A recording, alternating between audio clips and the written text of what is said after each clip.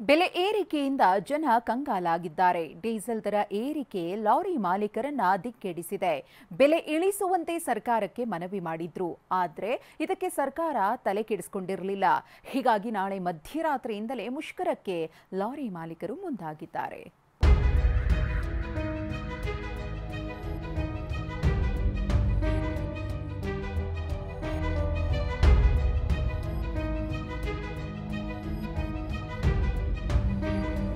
ನಾಳೆ ಮಧ್ಯರಾತ್ರಿಯಿಂದಲೇ ಲಾರಿ ಮುಷ್ಕರ ಸಾಧ್ಯತೆ. ಮಂಗಳವಾರದಿಂದ ಅಗತ್ಯ ವಸ್ತುಗಳಿಗೆ ತಟ್ಟಲಿದೆ ಬಿಸಿ.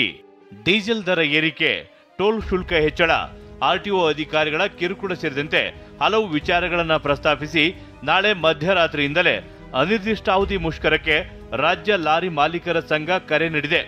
ಸುಮಾರು 6 ಲಕ್ಷಕ್ಕೂ ಹೆಚ್ಚು ಲಾರಿಗಳು ನಾಳೆ ಮಧ್ಯರಾತ್ರಿಯಿಂದಲೇ ಸೇವೆ ಬಂದ್ ಮಾಡಲಿದ್ದು, ಸೋಮವಾರದಿಂದ ಹಲವು ಸೇವೆಗಳಿಗೆ ಬಿಸಿ ತಟ್ಟುವ ಸಾಧ್ಯತೆ ಇದೆ.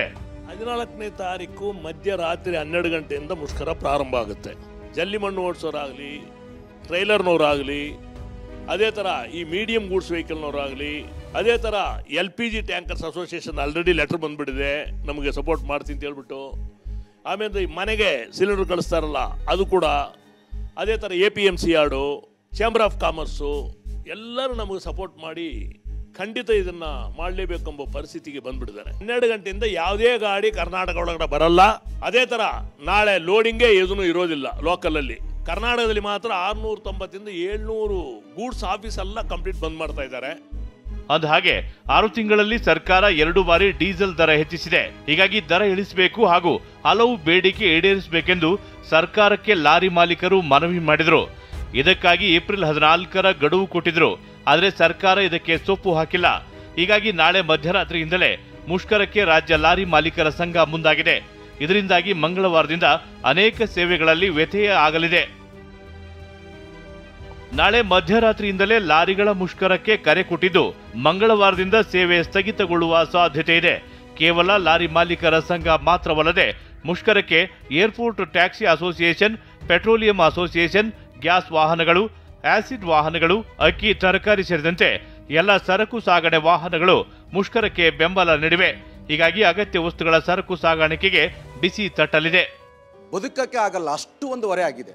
ಸುಮಾರು 6-7 ತಿಂಗಳಿಂದ 5 ರೂಪಾಯಿ 50 ಪೈಸೆ ಡೀಸೆಲ್ ರೇಟ್ ಜಾಸ್ತಿ ಆಗಿದೆ. ಇನ್ನೊಂದು ದೊಡ್ಡ ಹೊರೆ ಏನಪ್ಪ ಅಂತ ಹೇಳಿದ್ರೆ, ನಮ್ಮ ಬೆಂಗಳೂರು ಸಿಟಿ ಒಳಗೆ ಜೀವನ ಮಾಡೋಕ್ಕಾಗ್ತಾ ಇಲ್ಲ. ಸುಮಾರು ಟೈಮು ನಮ್ಮ GR ಷಣ್ಮುಗಪ್ಪ ಅವರು, ನಮ್ಮ ಅರವಿಂದ್ ಅಪ್ಪಾಜಿಯವರು ಸರ್ಕಾರ ಮಟ್ಟದಲ್ಲಿ ಎಷ್ಟು ಮನವಿ ಮಾಡಿಕೊಂಡ್ರು.